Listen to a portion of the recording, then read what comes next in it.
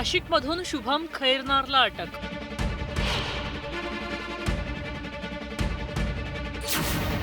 राहुरीचा doctor Dhananjay Lokhande ताब्यात। पुण्यातून मनीषा वाघमारे पोलिसांच्या ताब्यात।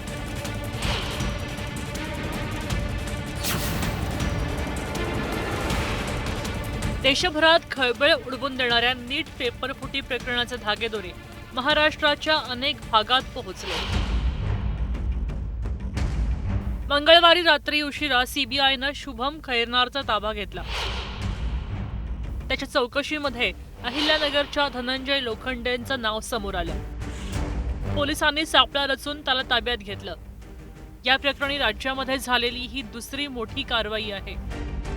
त्यामुळे शिक्षण वर्तुळात खळबळ माजली आहे। शुभमनं धनंजय लोखंडेकडनं 10 लाख रुपयात प्रश्नपत्रिका विकत घेतली आणि 15 लाख रुपयात विकल्याची माहिती मिळते।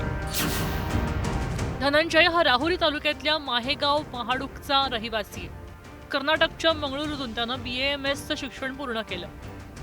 गेल्या 4 ते 5 वर्षांपासून तो पुण्यातल्या वाघोली परिसरात वास्तव्यास होता। तिथं तो अधिकृतपणे वैद्यकीय प्रॅक्टिस आणि मेडिकल ॲडमिशनसाठी कन्सल्टिंगचं काम करतो। मात्र आता त्याचा खरा धंदा उघड झालाय। नाशिक येथे शुभम खैरनार याला अटक केल्यानंतर त्याच्याकडून अहिल्यानगरमधील धनंजय लोखंडे याचं नाव समोर आलं आणि कालपासून सीबीआयच्या 2 टीम अहिल्यानगरमध्ये सर्च करत आहे। आतापर्यंत 4 आरोपींना या प्रकरणामध्ये ताब्यात घेतले असून त्यांची चौकशी अज्ञातस्थळी सुरू आहे। यामध्ये काही संचालक, काही शिक्षण संस्था आणि अजून कोणाचे नाव येतात हे पाहणं महत्त्वाचं ठरणार आहे। अहिल्यानगर पाठोपाठ पोलिसांनी पुण्यातही या प्रकरणी मोठी कारवाई केली। पुणे पोलिसांच्या गुन्हे शाखेनं मनीषा वाघमारे नावाच्या महिलेला ताब्यात घेतले। मनीषा पुण्यात ब्युटी पार्लर चालवते। ती धनंजय लोखंडेच्या संपर्कात असल्याचं समोर आलंय। पेपरफुटीत तिनं एजंट म्हणून काम केल्याचा पोलिसांना संशय आहे। या प्रकरणी पोलिसांनी तिच्याकडून एक लॅपटॉप आणि मोबाईल जप्त केलाय। त्यात धनंजय आणि मनीषा यांच्यातलं संशयास्पद व्हॉट्सअप कॉल्स आणि मेसेजेसचे रेकॉर्ड पोलिसांच्या हाती लागले। पुणे कनेक्शन निघाल्यानंतर पोलिसांकडून तपास करत असताना नाव समोर आलं ते या मनीषा वाघमारेचं।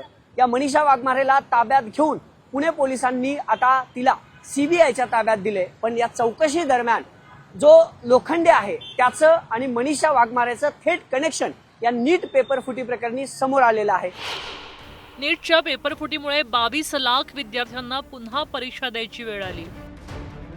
NTAनं नवीन परीक्षेच्या तारखा लवकरच जाहीर केल्या जातील असं म्हटलं असलं तरी विद्यार्थ्यांमध्ये संतापाचं वातावरण आहे। राजस्थानातल्या स्पेशल ऑपरेशन्स ग्रुप या प्रकरणी अनेक ठिकाणी छापे टाकतंय।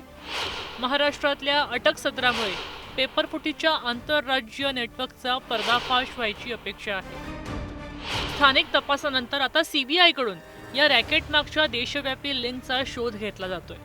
त्यात महाराष्ट्रातील आणखीही पाळमुळं समोर याची शक्यता आहे। Bureau report, news 18 Marathi.